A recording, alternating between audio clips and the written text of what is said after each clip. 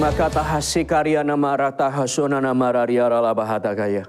Rohana kaya nama regiara labaraka sikiri gara rabariara nahatakura barakaya tiara labah. Rana hasiku nama nakaya nama ramara diara labah. Terpujilah Tuhan. Engkau Allah yang baik, Engkau Allah yang mengasihi kami, Engkau Allah yang selalu bersama dan tidak pernah meninggalkan setiap kami. Terima kasih ya Tuhan, ini kami datang di hadirat-Mu. Dimanapun kami berada, kami percaya Engkau bekerja, Engkau menjamah, karena yang Kau lihat adalah kesiapan dari setiap hati umat-Mu. Seberapa besar hati kami dibuka, seberapa lebar hati kami tersedia untuk Engkau, sedemikian pula lah Kau akan menjamah dan memberkati hidup kami. Oleh karena itu ya Tuhan, kami datang dengan seluruh hati kami.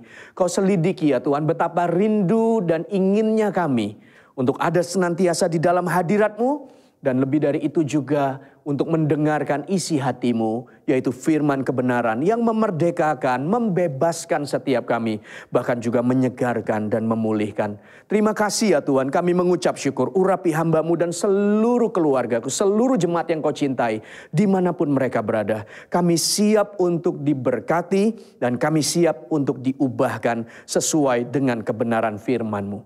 Di dalam nama Tuhan Yesus Kristus, kami berdoa dan kami mengucap syukur. Haleluya. Sama-sama katakan amin. Amin.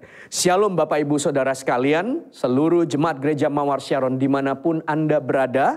Dan juga seluruh rekan-rekan yang bergabung di dalam ibadah online hari ini. Puji Tuhan, saya percaya semua Anda dalam pemeliharaan Tuhan.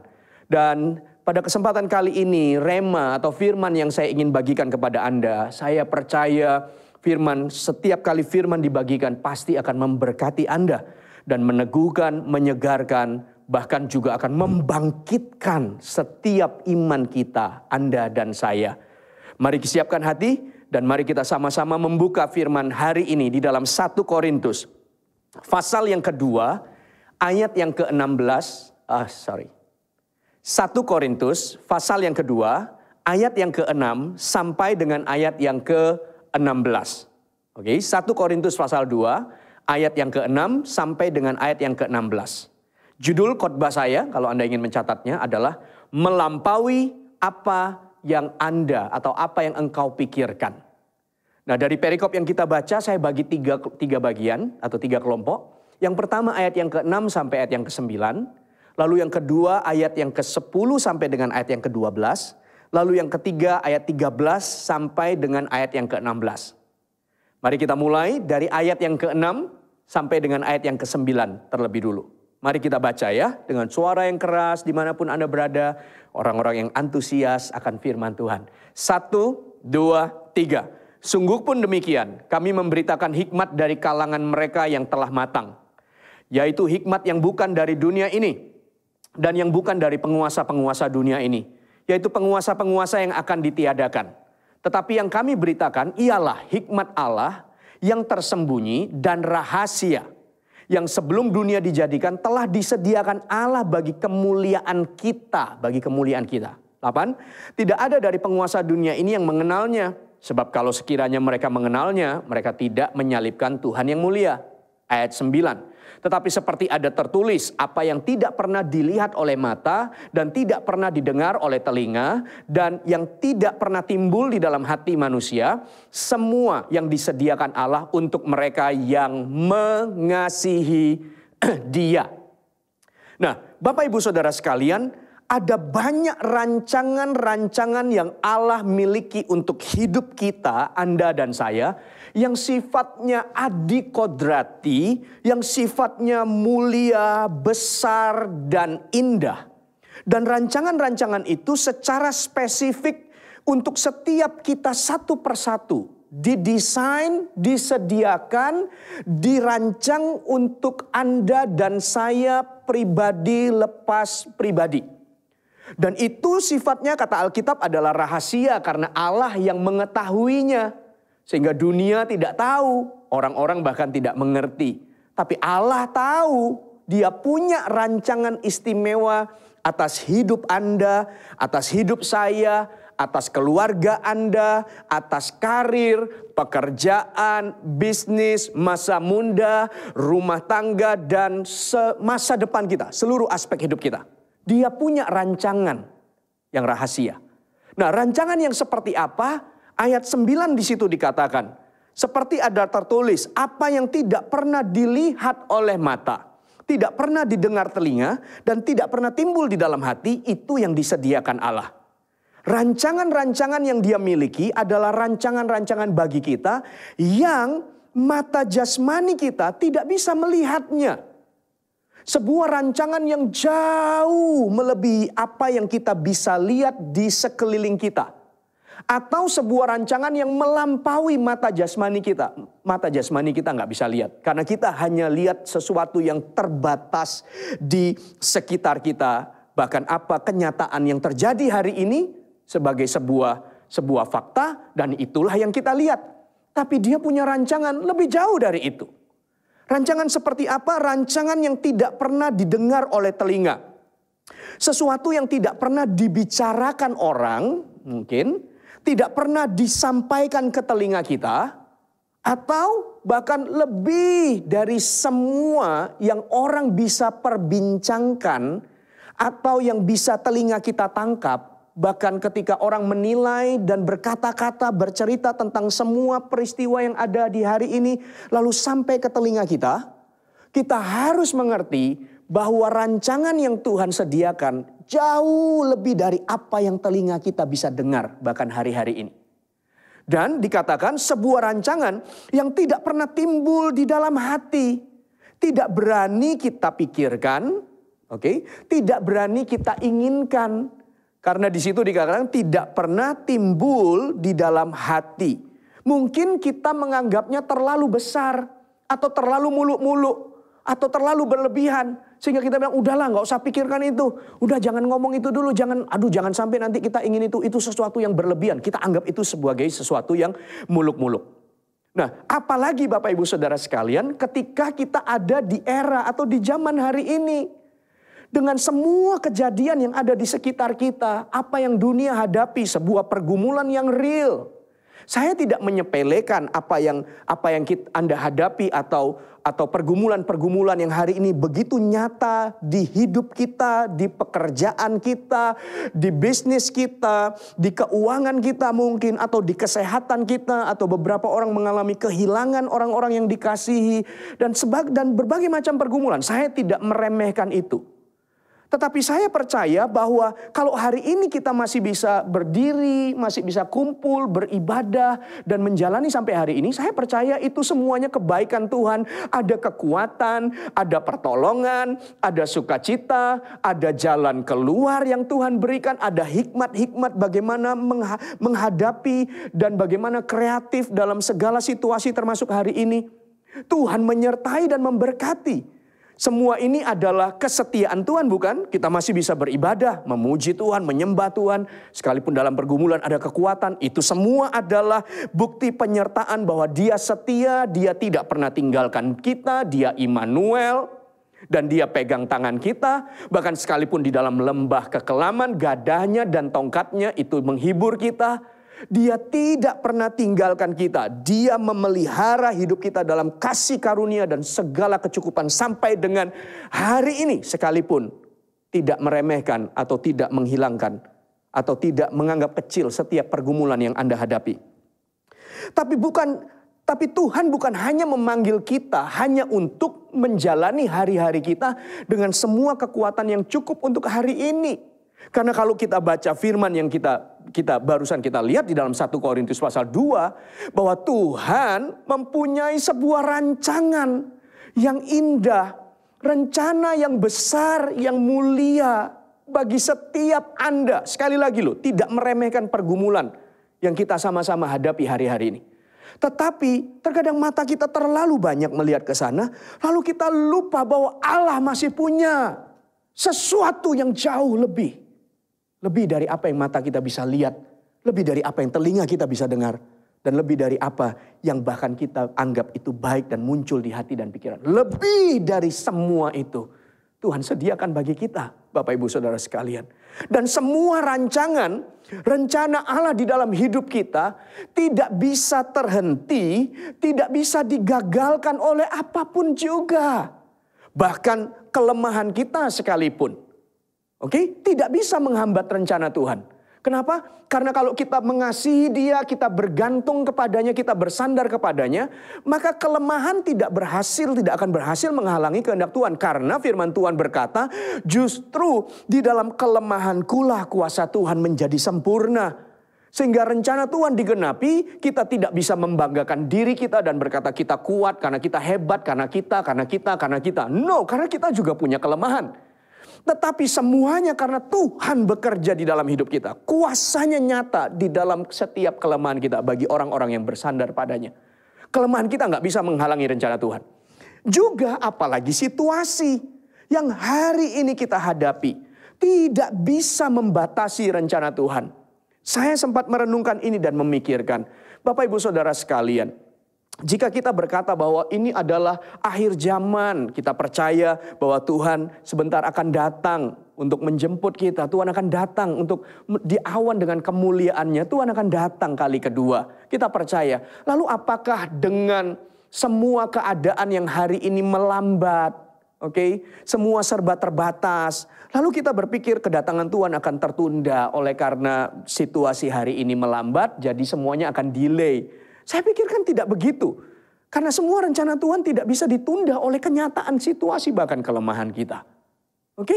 Dan ketika saya berpikir bahwa ini adalah akhir zaman. Lalu semua kita percaya Roh Kudus bekerja, dicurahkan. Lalu firman Tuhan berkata tuaian sudah siap dituai. Bahwa minta pengerja untuk menuai karena tuaian sudah tersedia. Saya berpikir saya tidak bisa tuaian itu juga ditunda. Kenapa? Karena kalau Anda bayangkan tanaman atau kebun atau sawah, kebun gandum atau misalnya sawah, padi, sudah waktunya dipanen, atau kebun buah-buahan, sayur-sayuran sudah waktunya dipanen. Lalu kita berkata, oke, kita tunda panenannya. Maka Anda bisa bayangkan apa yang terjadi dengan hasil dengan tanaman yang siap dipanen itu. Bisa jadi busuk, bisa jadi rusak. Atau bahkan binatang-binatang liar, binatang buas hewan-hewan liar, bukan buas. Buas tentunya makan daging ya. Tapi kalau tanaman-tanaman itu di mana ada tupai, ada tikus, ada musang mungkin, atau mungkin monyet-monyet liar akan datang dan menghancurkan atau merusak tuaian itu, Bapak Ibu Saudara sekalian. Sehingga bahkan tuaian pun menurut saya tidak bisa ditunda. Jadi rencana Allah apalagi, saya percaya rencana Allah tidak bisa ditunda. Rencana Allah tidak bisa dihalangi oleh bahkan situasi yang hari ini kita hadapi, Bapak Ibu Saudara sekalian. Dan apa rancangan yang Dia sediakan bagi kita? Di tengah semua apa yang kita bisa lihat, apa yang kita dengar, ramainya berita, dan apa yang timbul di hati kita. Tuhan menyediakan lebih dari itu semua. Tuhan menyediakan lebih dari itu semua. Lalu apa yang menjadi bagian kita, Bapak Ibu Saudara? Mari lihat bersama dengan saya. Kembali ke ayat yang ke-9. Ini poin yang pertama. Ada 3 poin yang saya siapkan. Ini poin yang pertama. Anda lihat kembali ke ayat yang ke-9. Ayat yang ke-9. Firman Tuhan berkata demikian. Sudah? Temukan ayat 9. Tetapi seperti ada tertulis, apa yang tidak pernah dilihat oleh mata dan tidak pernah didengar oleh telinga, dan yang tidak pernah timbul di dalam hati manusia, rancangan-rancangan Allah yang besar itu bagi hidup Anda dan saya. Semua yang disediakan Allah untuk mereka yang mengasihi Dia. Yang pertama adalah, di dalam situasi yang demikian, bukan membawa kita menjadi tawar hati, apalagi bahkan sampai kecewa dengan Tuhan. Tuhan tidak salah apa-apa. Justru kita harus mengerti bahwa Tuhan punya rancangan yang begitu indah melampaui apa yang kita pikirkan. Justru dalam situasi demikian, maka pastikanlah hati kita semakin melekat dan didapatinya semakin mengasihi Tuhan.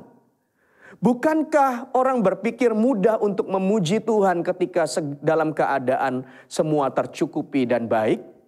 Justru di dalam keadaan sebaliknya, kekurangan dan pergumulan, ketika kita datang dan penuh dengan ucapan syukur yang keluar dari hati kita, ada kuasa Allah yang bekerja di dalamnya. Justru di dalam kondisi demikianlah kita tidak menjauh, tetapi justru semakin mendekat, semakin melekat, semakin mengasihi. Sehingga semua rancangan itu jadi di dalam hidup kita. Sehingga kita dipastikan di dalam track atau di dalam jalan menuju semua kehendak Allah yang luar biasa tadi digenapi di dalam hidup ini. Karena jika kita tidak dalam kondisi yang semakin mengasihi Tuhan, satu, pergumulan-pergumulan yang ada hari ini akan mendatangi kita dan menghimpit kita. Dan kita tidak bisa, tidak siap untuk menerima semua rancangan yang besar itu dari Tuhan. Karena tidak seperti yang kita pikirkan. Tidak seperti yang kita harapkan. Tidak seperti yang kita rancang. Semua kita udah plan. Semua udah kita ukur. Semua sudah kita prediksi dan kita persiapkan. Tiba-tiba badai datang menggoncangkan perahu. Tiba-tiba angin bertiup kencang untuk merobohkan rumah. Atau badai datang menghantam rumah atau perahu kehidupan kita. Kita nggak akan siap untuk melihat dan menerima itu. Karena terkadang semua rancangan yang Tuhan sediakan, bukan terkadang, karena Alkitab berkata jelaslah ya, bahwa apa yang Tuhan rancangkan itu jauh lebih tinggi, jauh lebih besar dari apa yang kita bisa pikirkan. Di rancangan kita dengan rancangan Tuhan seperti bumi dan langit. Dan jika kita tidak mengasihinya, sulit bagi kita menerimanya. Karena di luar dari apa yang kita pikirkan dan rancangkan. Jika kita tidak semakin mengasihi Dia, Bapak Ibu Saudara sekalian, maka akan menjadi mustahil di dalam pikiran kita dan cenderung akan kita tolak. Karena kita pikir, enggak lah. Ya kayak tadi saya bilang, terlalu muluk-muluk, terlalu besar. Itu jauh dari pikiran kita, mustahil banget. Nah karena tidak bisa kita terima, lalu akhirnya kita tolak. Kita enggak mau. Gitu. Bukan hanya kita tidak mengerti di awal tadi, yang kedua bahkan kita menolaknya. Dan yang ketiga, jika kita tidak benar-benar mengasihi Tuhan, maka semua hal yang ajaib, yang besar, yang indah itu menjadi remeh dan bias. Kita akan menganggapnya sebagai sebuah kebetulan belaka. Ketika Tuhan mengerjakan hal-hal yang ajaib di dalam hidup kita, di dalam pekerjaan, di dalam karir kita, sekalipun tidak seperti yang kita harapkan, tidak seperti yang kita plankan, lalu kita sendiri ketika itu terjadi, kita akan berkata, ya kebetulan lah ya. Ya semuanya ini ya kamu lihat aja ini ya. Seolah-olah kayak gampang sekali. Kita tidak melihat di balik itu bahwa ada tangan Tuhan yang sudah mendesainnya, yang sudah menyediakannya, yang sudah menyiapkannya untuk Anda dan saya. Kita akan meremehkannya. Dan kita akan menolaknya. Dan kita sendiri tidak siap untuk menerimanya. Jadilah pribadi-pribadi yang dalam kondisi hari ini. Atau dalam apapun keadaanmu. Semakin mengasihi Dia.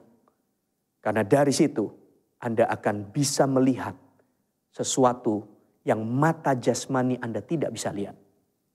Anda akan mendengar sebuah rancangan Tuhan yang telinga Anda tidak pernah dengar. Dan akan timbul di hatimu sebuah rancangan yang tidak pernah terpikirkan oleh hidupmu. Karena hanya orang-orang yang betul-betul mengasihi Dialah yang akan menerima sekalipun berbeda seperti apa yang Dia rancangkan. Bagi orang-orang yang mengasihi Dialah bisa menghargai dan melihat semua yang terjadi menjadi penggenapan janji. Dan semakin cinta Tuhan dan semakin bersyukur untuk semua peristiwa itu. Hanya orang-orang yang mengasihi Dialah akan tetap percaya dan sanggup menerima semua janji yang sudah diucapkan oleh Allah. Dan tidak pernah akan kembali dengan sia-sia. Tapi akan mengerjakan seperti apa yang Tuhan perintahkan. Bapak Ibu Saudara yang sekalian, sekarang poin yang kedua Anda lihat di dalam 1 Korintus pasal yang kedua. Ayat yang ke-10 sampai dengan ayat yang ke-12. Oke, 1 Korintus pasal 10. Tadi pasal 2 ayat 6 sampai ayat yang 9. Sekarang pasal 2 ayat yang ke-10 sampai dengan ayat yang ke-12. Oke, mari kita baca ya dengan suara yang keras, antusias, orang-orang yang cinta akan firman Tuhan. 1, 2, 3. Karena kepada kita Allah telah menyatakannya oleh Roh. Sebab Roh menyelidiki segala sesuatu, bahkan hal-hal yang tersembunyi dalam diri Allah. Siapa gerangan di antara manusia yang tahu apa yang terdapat di dalam diri manusia selain roh manusia sendiri yang ada di dalam dia? Oke. Demikian pula lah tidak ada orang yang tahu apa yang terdapat di dalam diri Allah selain roh Allah. Ayat yang ke-12. Kita tidak menerima roh dunia, tetapi roh yang berasal dari Allah, supaya kita tahu apa yang dikaruniakan Allah kepada kita. Tadi ingat di dalam bagian yang pertama, semua rancangan-rancangan itu rahasia, karena rancangan-rancangan itu ada di dalam pikirannya Allah, di dalam plan-nya Tuhan di dalam hidup kita. Lalu gimana kita bisa mengerti sesuatu yang besar, yang mulia, rancangan-rancangan yang rahasia itu, yang dikatakan ayat 9, lebih dari apa yang mata bisa lihat, lebih dari apa yang telinga kita bisa dengar, lebih dari apa yang hati dan pikiran kita bisa pikirkan secara manusia. Lebih dari itu semuanya. Yaitu di ayat yang ke-10 sampai 12, di sini rahasianya yang kedua. Alkitab berkata semua rancangan itu Roh Kudus mengerti. Karena Alkitab berkata, siapa yang lebih tahu akan pribadi seseorang kalau bukan roh itu? Dan siapa yang lebih tahu apa yang ada di dalam pikiran dan rancangan Tuhan atau Allah? Kecuali roh Allah itu sendiri. Jadi Roh Kudus mengerti apa yang Allah rancangkan bagi Anda dan saya, bagi kita semuanya. Sehingga Dialah pribadi yang diutus oleh Tuhan untuk mendampingi kita, untuk menyingkapkan bagi kita hal-hal yang rahasia tersebut. Dia adalah Roh Kudus, Roh Allah, pribadi ketiga dari Tritunggal Allah. Dia tahu segala rancangan yang dimiliki Allah bagi kita. Tidak ada yang rahasia baginya, bahkan semua ada dalam rancangan Allah, ada di dalam Roh Kudus, dan Roh Kudus itu diutus untuk Anda dan saya. Sehingga semua rencana Allah yang besar itu tidak lagi menjadi rahasia bagi kita, tidak bisa dilihat mata kita, tetapi kita bisa melihat lebih jauh dengan mata iman kita. Karena Roh Kudus yang menyingkapinya. Kita tidak pernah mendengar atau telinga kita tidak sanggup menangkapnya. Tetapi Roh Kudus itu berbicara sehingga kita mendengar dengan manusia roh kita apa yang Tuhan sediakan. Bahkan yang tidak pernah timbul karena terlalu besar, kita takut untuk mempercayainya, terlalu muluk-muluk kata manusia dan seterusnya. Roh Kudus bisa timbulkan itu di dalam hati kita. Di dalam pikiran kita melampaui segalanya. Itu rahasia tapi disingkapkan oleh Roh Kudus. Sehingga semua rancangan Allah yang besar itu tidak lagi menjadi rahasia bagi kita. Karena Roh Kudus dialah yang akan menunjukkan rancangan itu. Yohanes pasal 16 ayat yang ke-13. Yohanes pasal 16 ayat 13. Buka Alkitab Anda. Yohanes pasal yang ke-16. Ayat yang ke-13.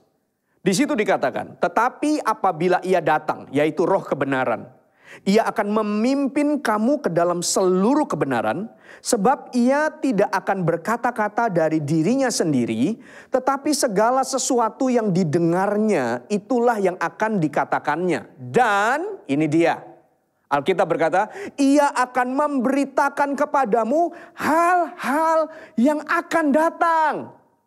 Apa yang Allah sediakan bagimu. Yang rahasia bagi dunia, bagi orang lain.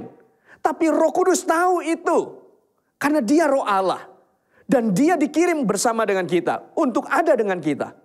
Dan Dia memberitahukan kepadamu hal-hal yang akan datang. Yang ada di depan kita. Mata kita hanya melihat apa yang terjadi di sekitar kita. Telinga kita juga demikian mendengar. Dan pikiran kita terbatasi dengan semua apa yang kita lihat dan kita dengar.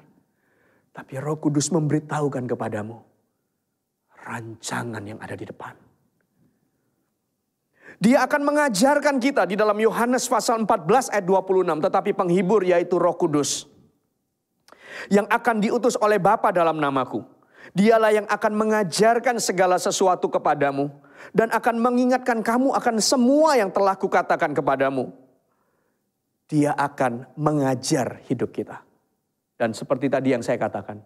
Dia pula lah Allah yang tahu, yang memiliki segala rancangan yang baik dan indah bagi hidup kita.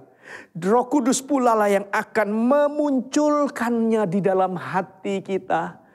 Tuhan berkata di dalam hati kita, apa yang Dia sediakan, Dialah yang memunculkan, Dialah yang akan menimbulkan semua itu di dalam iman kita.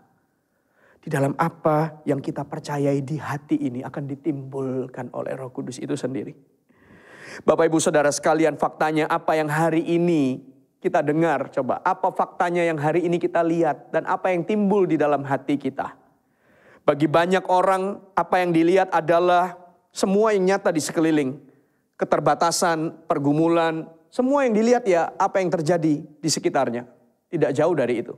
Lalu apa yang kita dengar? Yang kita dengar kesulitan demi kesulitan, kesulitan, bahkan di segala aspek hidup. Saya tahu itu adalah fakta yang dihadapi hari-hari ini. Kesulitan. Tanpa harus meremehkan sekali lagi atau memungkirinya. Tapi itulah yang kita lihat dan kita dengar. Lalu apa yang timbul di hati coba? Apa yang timbul di hati? Kebanyakan orang timbulnya bentuknya adalah pertanyaan. Mereka akan bertanya-tanya, kapan ini selesai? Lalu mau sampai kapan kita begini? Lalu bagaimana nanti ke depannya ya? Apakah ini akan terjadi? Bisa jadi ini loh yang terjadi. Menurut kamu gimana? Lalu apakah bisa kembali seperti normal lagi? Lalu situasinya, semua pertanyaan muncul di hati ini. Pertanyaan demi pertanyaan, pertanyaan demi pertanyaan. Iya kan? Dan pertanyaannya tidak bisa dijawab, rekan-rekan sekalian. Nggak bisa dijawab. Sampai kapan, berapa lama orang memprediksi, tapi kemudian prediksinya bisa meleset, lalu kemudian situasinya belum membaik, dan bla, dan lain-lain sebagainya. Karena pertanyaannya tidak bisa dijawab. Gitu. Dengarkanlah Dia. Lihatlah apa yang Dia sediakan. Biarkan Dia timbulkan di dalam hati kita. Saya suka sekali ketika beberapa waktu yang lalu sebuah rema berbicara di hati saya.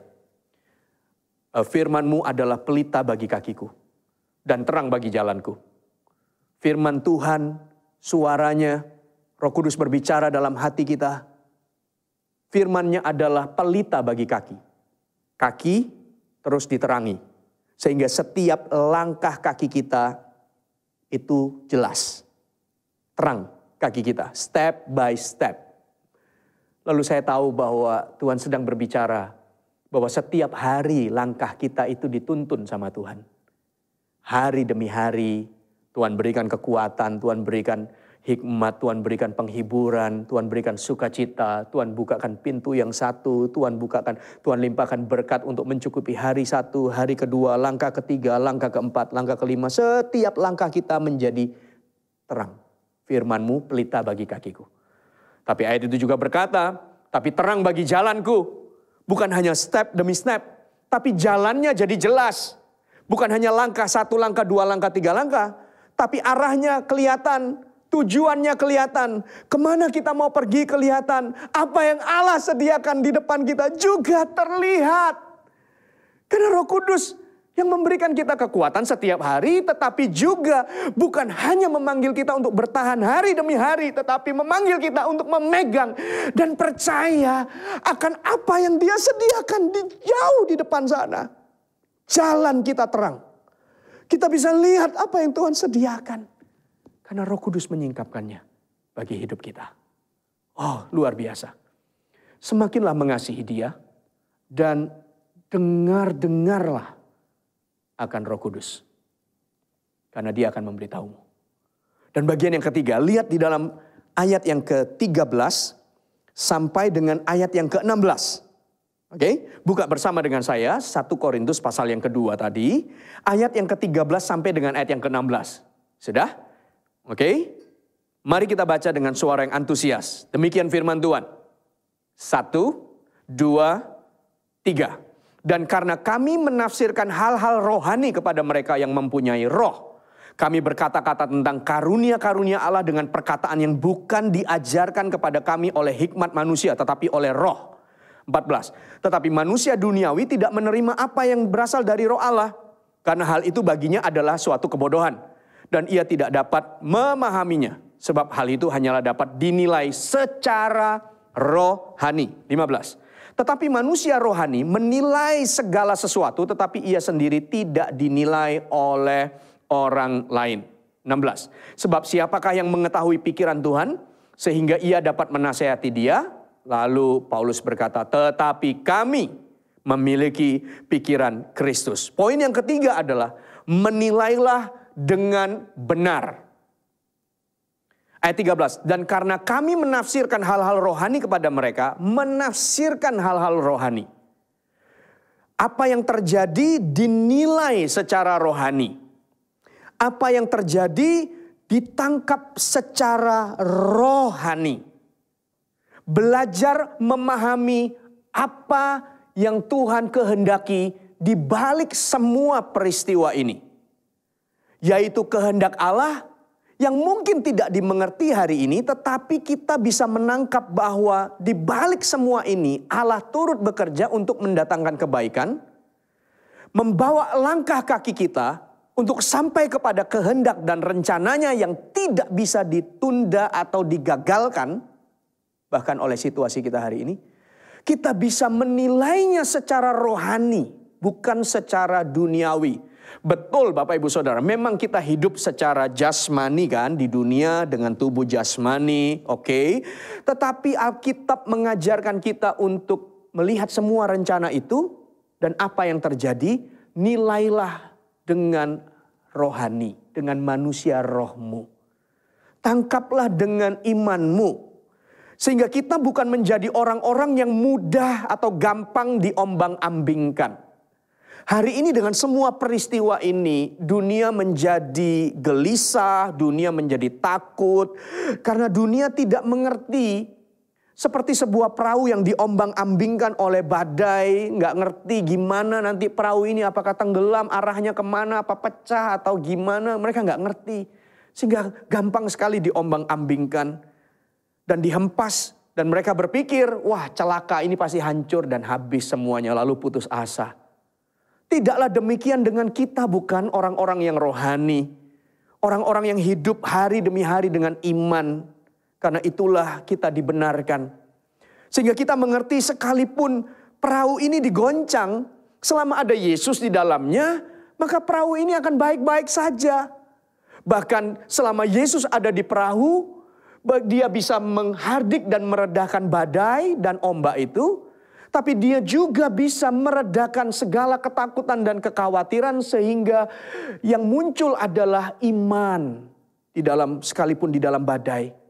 Dan akhirnya kita tahu bahwa ujung dari perjalanan kapal ini sampai kepada tujuannya.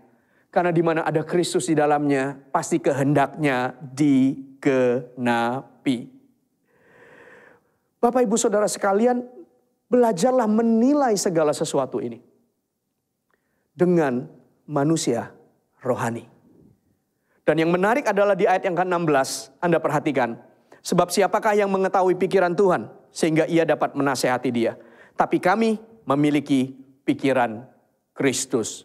Wow, ini luar biasa. Saya coba merenungkan, Paulus kok berani mengklaim dirinya sebagai pribadi atau orang yang memiliki pikiran Kristus. Saya berdoa merenungkan, tiba-tiba Roh Kudus ingatkan saya, ada satu bagian cerita yang ini akan memberikan sedikit gambaran tentang seperti apa sih pikiran Kristus yang kita harus miliki dan dalam menilai segala sesuatu. Anda lihat di dalam Matius pasal 16 ayat 21 sampai ayat yang ke-28. Ini bagian yang terakhir. Saya akan tutup dengan cerita ini. Matius pasal yang ke-16, ayat yang ke-21 sampai dengan ayat yang ke-28. Oke, sudah temukan? Buka Alkitab Anda. Dan mari kita baca sama-sama dengan suara yang keras. Oke, 1, 2, 3. Sebab waktu itu Yesus mulai menyatakan kepada murid-muridnya bahwa ia harus pergi ke Yerusalem dan menanggung banyak penderitaan dari pihak tua-tua, imam-imam kepala, dan ahli-ahli Taurat. Lalu dibunuh dan dibangkitkan pada hari ketiga. Ayat yang ke-22, tetapi Petrus menarik Yesus ke samping dan menegur dia, katanya, Tuhan, kiranya Allah menjauhkan hal itu sekali-kali takkan menimpa engkau. Maka Yesus berpaling dan berkata kepada Petrus, enyahlah iblis, engkau suatu batu sandungan bagiku. Sebab engkau bukan memikirkan apa yang dipikirkan Allah, melainkan apa yang dipikirkan manusia. Kamu kok tidak mengerti apa yang ada di pikiran Allah, tapi yang kamu pikirkan hanyalah pikiran manusia. Saya ingat ayat ini. Lalu saya renungkan. Saya coba meresapi apa yang Paulus katakan bahwa aku ini memiliki pikiran Kristus.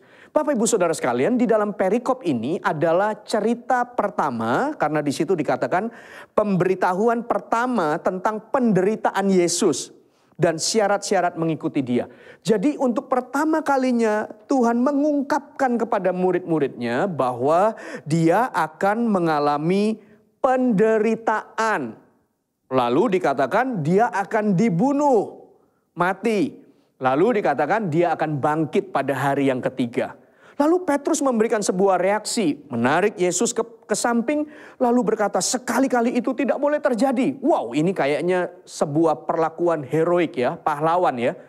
Seolah-olah kayak ingin membela Yesus, menjaga Yesus. Wow, luar biasa. Tapi Bapak Ibu Saudara sekalian, ternyata ayat 23 justru Petrus ditegur sama Tuhan. Kenapa? Karena reaksi yang dia tunjukkan adalah cerminan di mata Yesus, di mata Tuhan Yesus, bahwa dia tidak memiliki pikiran Allah atau pikiran Tuhan. Yang dia pikirkan hanyalah pikiran manusia. Kok bisa begitu? Saudara-saudara, saya coba merenungkan. Pikiran Kristus adalah sebuah pikiran yang tidak takut dalam apapun yang harus dihadapi. Karena Yesus bercerita bahwa dia akan dianiaya. Lalu Petrus berdiri dan dia pikir gimana dengan kami para pengikutnya. Sementara Tuhan atau pimpinan atau Mesias atau Tuhan kita, loh kok dianiaya. Nah terus bagaimana dengan nasib kita? Lalu dia menjadi takut. Sehingga reaksi yang keluar, ekspresinya seolah-olah berani. Tapi sebenarnya itu keluar dari hati yang takut. Tuhan berkata, no. Kalau kamu miliki pikiran Kristus, tadi saya katakan yang pertama, semakin mengasihi dia. Kalau kamu semakin mengasihi Tuhan, maka firman Tuhan berkata di dalam kasih tidak ada ketakutan. Barang siapa takut, maka dia tidak sempurna di dalam kasih. Tapi barang siapa bertumbuh di dalam kasih, dalam situasi seperti ini takut datang. Takut datang, cemas datang menghampiri hidup kita. Tapi kalau kita membawa diri kita semakin mengasihi dia, di mana kasih makin besar, maka ketakutan akan sirna. Petrus, kalau kamu betul-betul mengasihi aku. Petrus, apakah kau mengasihi aku? Ya Tuhan, apakah kau mengasihi aku? Apakah kau mengasihi aku? Karena kalau kau betul-betul mengasihiku, maka kasih yang tumbuh itu akan mengkerdilkan ketakutan. Akan menciutkan kekhawatiran. Pikiran Kristus bukanlah pikiran ketakutan. Pikiran Kristus didasari dari hati yang mengasihi dia. Dan ketakutan akan sirna. Lalu yang kedua, Petrus berpikir kalau Yesus bicara, Yesus akan mati. Bukan hanya dianiaya. Petrus, Tuhan kita akan mati. Bapak Ibu Saudara sekalian, Petrus tidak mengerti bahwa ada sebuah prinsip kebenaran di mana semua orang harus membayar harga. Semua orang harus pikul salib. Semua orang bukan hanya berani oleh karena kasih, tapi mereka harus berani, mereka harus mengerti dan siap untuk bayar harga. Yesus berkata, aku harus mati. Petrus membela jangan sampai itu terjadi. Dia nggak mengerti bahwa Tuhan berkata bahwa benih itu harus mati. Karena kalau benih itu tidak mati, dia hanya satu benih. Tapi kalau benih itu mati, maka dia akan menjadi tumbuhan dan menghasilkan banyak benih yang lain. Benih itu harus mati, kalau itu buah-buahan maka dia akan jadi sebuah pohon. Pohon akan penuh dengan buah, di dalam buah ada banyak biji dan akan jadi pohon lagi. Dan semua harus bayar harga. Dan Petrus di situ, no. Dia tidak siap untuk semua itu. Bapak ibu saudara sekalian, pikiran Kristus adalah pikiran yang penuh dengan kasih sehingga ketakutan sirna. Pikiran Kristus adalah pikiran yang berani bayar harga. Karena di balik semua harga yang dibayar, akan selalu ada kemuliaan yang tersedia.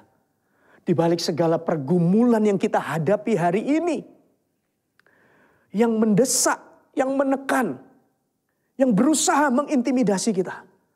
Lalu kita pikul salib kita hadapi dengan iman dan pikiran Kristus, kita semakin mengasihinya. Kita hadapi dengan dengar-dengaran akan Roh Kudus. Dan kita terus menilai segala sesuatu dengan baik. Jalani semuanya ini. Karena di balik semua harga yang dibayar, di balik segala tantangan dan pergumulan, di balik segala Goliat yang kita hadapi, di balik segala Goliat yang muncul dan kita hadapi, di balik itu semuanya ada kemuliaan yang Allah sediakan. Sehingga Petrus, jangan halangi untuk hidupku harus menjalani kematian. Benih harus mati. Salib harus dipikul.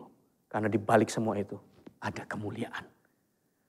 Dan yang ketiga, ketika Yesus berkata bukan hanya dia menderita, kemudian dikatakan dia mati. Lalu yang ketiga dia berkata, aku akan bangkit di hari yang ketiga. Bapak ibu saudara sekalian, kalau Anda Petrus pada zaman itu, ketika Yesus berkata, aku akan bangkit pada hari yang ketiga. Terus apa yang muncul di benak kita? Mungkinkah seorang mati, terus kemudian bangkit? Gitu. Oke? Sesuatu yang gak masuk akal. Sesuatu yang, kamu dianiaya aja, bagi kita itu sudah, kamu bisa sembuhkan dan buat segala mujizat, tapi kamu harus dianiaya, lalu kamu katakan kamu akan mati. Dan setelah itu kamu berkata kamu akan bangkit. Apa itu kebangkitan? Gak masuk di akal kita, gak masuk di otak kita. Lalu Petrus menegur Yesus. Yesus berkata, no. Kalau kamu miliki pikiran Kristus, kamu percaya apa yang kukatakan, sekalipun bahkan tidak masuk di otakmu, sekalipun bahkan tidak mungkin menurut manusia, sekalipun seolah-olah mustahil, belum tahu ini nanti jadinya apa. Tapi dengarkan Bapak Ibu Saudara sekalian, apa yang Roh Kudus katakan di dalam hidupmu. Bahwa dia memiliki rancangan yang indah, rancangan yang mulia, rancangan yang besar. Rancangan yang seperti apa? Rancangan-rancangan yang mata kita tidak bisa lihat. Rancangan-rancangan yang telinga kita tidak pernah dengar. Rancangan-rancangan yang tidak pernah timbul di hati dan pikiran kita.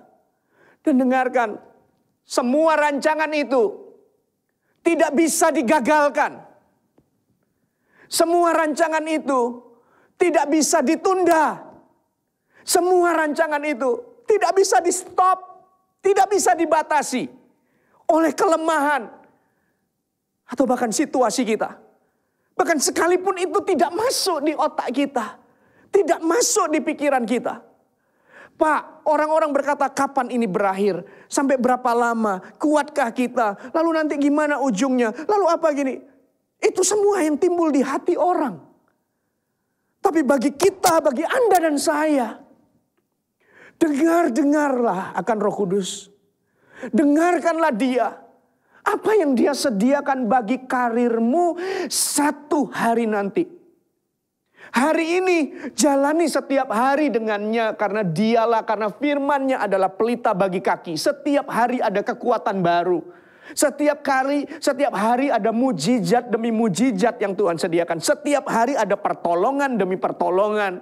Setiap hari ada sukacita dan kekuatan yang dari Tuhan jalani setiap hari. Satu langkah demi satu langkah. Tapi ingat juga bahwa firman itu adalah terang bagi jalan. Anda bisa melihat di depanmu.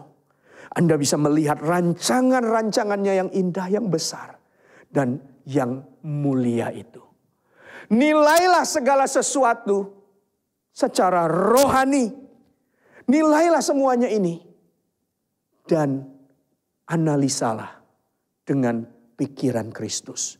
Seperti yang Paulus katakan, karena kami menafsirkan hal-hal rohani kepada mereka yang mempunyai roh. Dan kami berkata-kata tentang karunia Allah dengan perkataan yang bukan diajarkan kepada kami oleh hikmat manusia, tetapi oleh Roh Allah. Oh haleluya. Firman Tuhan sudah selesai Bapak Ibu Saudara sekalian. Silakan tutup Alkitab Anda. Saya mengundang setiap Anda bangkit berdiri bersama-sama. Mari kita berdoa. Rahataka shomaraka tiarala bahataka shekarararia. Rihana karyana namana karamana kararia rara karara hasikaria rara. Runa mahana kasiki mikana namata haramana haramati urala takararaba. Sekiri kana hana kaya rarabara kaya nahana kaya raria ralabata kararia rabara ya sadakaraba. Bolehkah saya meminta jika Anda sedang beribadah bersama dengan keluarga, pasangan suami istri, atau Anda ibadah dengan anak-anak, anak dengan orang tua, atau Anda sedang menyaksikannya dengan saudara serumah. Bolehkah semua kita mengangkat tangan? Yang keluarga, mari gandeng keluarga Anda, atau Anda mau rangkul dia, atau pegang tangannya, mari angkat bersama-sama. Hurramahataka shikapakararyaralabataha shikiteralatakaramanaha syurarabarara. Himakana karyana namata kiana namata haralaradyaranamahada kiararaka syururula barakarararara. Rihana kasyana namarakarana nakarana mata hasyukura manakarana mata kararyararara. Urrana hatuko mahanananania. Mari sembah dia. Nikono hamatukura malakaya ralabata karyarararararabata karabata kosyamago. Nina namarahana karana kararararararabana kasyuma kararyarararara. Haratakura mahanania namarakaryararabata kusyakatiarararara. Rotohobakaya rabiaralabata hayyakiaralabata kasyakunomukana namarama. Tuhan, Engkau lihat setiap tangan-tangan yang terangkat. Tuhan, Engkau lihat setiap umat-Mu dimanapun mereka berada hari ini. Kami tahu Engkau tidak dibatasi oleh tempat, waktu, jarak. Engkau ada bersama dengan kami, dengan mereka semua dimanapun mereka berada. Tuhan, aku berdoa siang, aku berdoa hari ini ya Tuhan. Aku berdoa saat ini, Engkau yang membuka setiap mata rohani kami, untuk kami bisa melihat lebih jauh. Bukan hanya dengan jasmani kami melihat semua yang terbatas yang ada di sekitar kami, tetapi kami bisa melihat rencana Allah, bisa melihat rencana Tuhan, bisa melihat apa yang Tuhan sediakan lebih dari apa yang kami hadapi hari ini.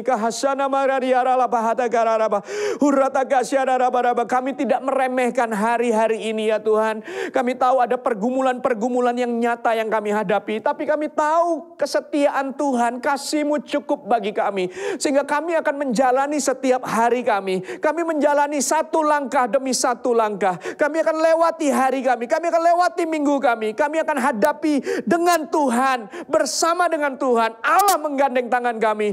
Tapi Tuhan, siang hari ini, pada hari ini, bahwa kami melihat pula jauh, buat kami melihat jalan-jalan yang sudah Tuhan sediakan, arah, ujung, apa yang Tuhan sediakan bagi kami. Sehingga sembari kami menjalani hari ini, menjalani hari demi hari kami, tapi kami tahu kemana kami akan pergi. Ada sebuah rancangan, ada sebuah masa depan, ada sesuatu yang Tuhan sediakan lebih besar dari apa yang bisa kami pikirkan dan timbul di dalam hati kami. Lebih jauh dari apa yang mata kami bisa lihat, bahkan lebih jelas dari apa yang telinga kami bisa dengar, yaitu kehendak Allah yang Allah sudah sediakan bagi setiap kami umat yang mengasihi-Mu, yang mendengar suara Roh Kudus dan belajar menilai segala sesuatu dalam pikiran Kristus, manusia rohani kami. Huramaka shekamata kaya riara baraga, henekerekana mata kara riara baria hatori manaka syakora bararia rala, rataka sekemakianu kurumana kaniana karia harala bahura kaya rala kaya rala dia lahana koye mana kaya ni anana mara kaya raria harabaka shekarala baragara halagara mana kaya nana mana kasheka baragara ria rala bararia rala hurrahata karamakani karala harabaria rala bahatu ni mana sikamana hania kuramana mara kiana mara kaya raba. Bapak Ibu Saudara sekalian, jangan menganggap muluk-muluk atau berlebihan dalam situasi yang demikian. Lalu Tuhan, Roh Kudus menyatakan rencananya. Roh Kudus menyampaikan plan atau desain masa depan yang Tuhan sediakan di dalam hidupmu. Jangan remehkan, jangan abaikan itu. Justru Bapak Ibu Saudara sekalian, saya teringat kisah di mana Musa keluar dari diusir atau dikejar lari dari Mesir untuk pergi ke perantauan karena apa yang dia kerjakan. Lalu Alkitab di situ mencatat dia ada di negara asing, di negeri asing, jauh dari keluarganya, jauh dari kebesaran Mesir yang pernah dia nikmati seberapa lama dalam hidupnya ketika ada di Mesir. Lalu dia sendirian di situ mengembalakan kambing dan domba. Tapi pada waktu itulah Tuhan menampakkan diri dalam bentuk semak yang berapi tetapi tidak hangus terbakar. Justru dalam kondisi itu Tuhan menyampaikan mimpinya, Tuhan menyampaikan rencananya, Tuhan menyampaikan visinya, Tuhan menunjukkan masa depannya Musa, yaitu untuk mengeluarkan bangsa Israel menuju tanah yang sudah dijanjikan oleh Tuhan. Bapak Ibu Saudara sekalian, jangan kecilkan Tuhan. Justru dalam keadaan hari ini kita hanya berpikir, Tuhan tolong saya hari ini, tolong saya besok, tolong saya lusa. Saya perlu Tuhan hari ini, saya perlu Tuhan lusa, saya perlu Tuhan. Betul Bapak Ibu Saudara sekalian, tiap harilah berjalan bersama dengan Tuhan. Tapi ketahuilah dalam situasi-situasi yang demikian, Allah Roh Kudus tetap bisa berbicara untuk menunjukkan rancangan yang Dia sediakan bagimu. Rancangan yang Dia sediakan bagi karirmu. Rancangan yang Dia sediakan bagi pekerjaan dan bisnismu. Rancangan yang Dia sediakan bagi masa depan keluargamu dan anak-anakmu. Rancangan-rancangan yang Dia miliki untuk pelayananmu. Untuk penuaian jiwa-jiwa. Untuk perintisan dan segala sesuatu yang Tuhan sudah sediakan. Bahkan itu lebih dari apa yang kita bisa bayangkan.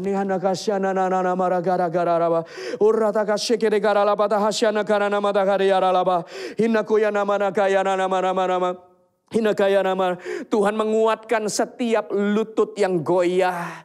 Tuhan menguatkan setiap lutut yang goyah. Seperti rusa yang kakinya dikuatkan. Bukan hanya untuk berdiri dan berjalan. Tapi untuk naik ke bukit batu. Dan di atas bukit batu itu dia bisa melihat lebih jauh. Dia bisa melihat padang rumput yang hijau. Dan dia tahu kemana dia perginya. Kaki yang dikuatkan oleh Tuhan untuk berjalan hari demi hari. Tetapi juga menyongsong semua rencana Tuhan yang indah. Yang disediakan bagi hidup Anda dan saya. Rahataka syukuna marakaya raya. Sikini garara mataharara diarala batahasuku managarana nanajarara. Uralala garala batagarala batahasyata garara baraba. Teruslah berbicara ya Roh Kudus kepada umatmu. Teruslah sampaikan apa yang menjadi isi hatimu dan semua rancangan yang Tuhan yang kau sediakan bagi kami semuanya. Terima kasih ya Tuhan. Terima kasih buat firman-Mu. Terima kasih Allah Roh Kudus. Oh haleluya, haleluya. Haleluya, terima kasih ya Tuhan. Bapak Ibu Saudara sekalian, tetap angkat tanganmu. Mari kita menerima berkat yang dari Allah yang menyertai kita. Terimalah berkat damai sejahtera daripada Allah Bapa, kasih karunia di dalam nama Yesus, dan persekutuan dengan Allah Roh Kudus menyertai kita dari hari ini sampai Tuhan datang kedua kali. Menyertai setiap hari langkah hidup kita dan menuntun kita untuk memenuhi seluruh kehendak Allah yang tidak bisa digagalkan itu. Semua kerinduan Tuhan dalam hidup kita. Dan semua berkat ini bukan hanya bagi kita, tapi sampai kepada anak cucu kita. Anak cucu kita tidak akan meminta-minta. Tuhan berkati dan Tuhan tuntun pula pada rencananya yang indah. Terima kasih ya Tuhan. Kami menerima semua berkat yang indah ini. Hanya di dalam nama Yesus kami berdoa. Haleluya. Sama-sama katakan amen. Tuhan berkati Anda semuanya. God bless you.